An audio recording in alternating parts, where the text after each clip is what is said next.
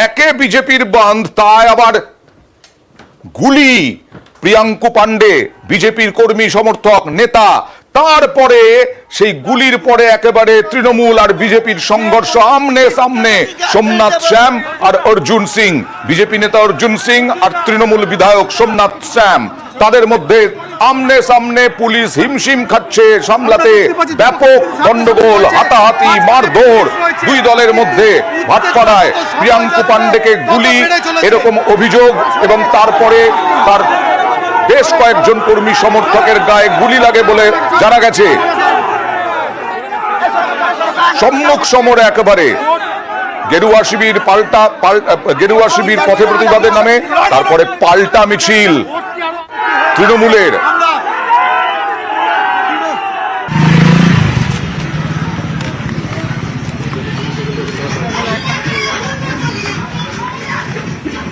অর্জুন যেভাবে আক্রমণ করতে এসেছিল সেটা সম্পূর্ণভাবে পুলিশ প্রশাসন দেখেছে। আমার ওনার কাছে আবেদন যে উনি এর পুরো দায়িত্ব নিয়ে এটাকে বিচার করবেন যে অর্জুন এখনো গুন্ডাগর্দি কেন করছে। আমরা চলে যাচ্ছি, কিন্তু প্রশাসনের উপরে এই দায়িত্বটা দিয়ে গেলাম। শান্তি শৃঙ্খলা বজায় রাখার জন্য নিজেকে বললাম যে সরে যাচ্ছি, ওকে সরিয়ে দিন, ওকে সরিয়ে দিন।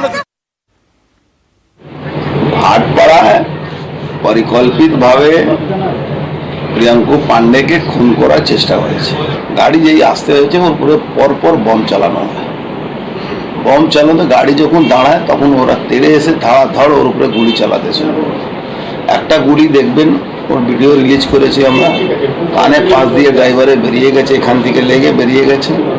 আর রবি সিং যেহেতু নেবে গাড়িটাকে ব্যাক করা ছিল, তখন ওর উপরে গুলি আর বম চালিয়েছে। ও ভীষণভাবে উন্ডেড আছে, সবার হাতে আর্মস ছিল। 7 রাউন্ড গুলি চলেছে, প্রায় 7টা বম চলেছে।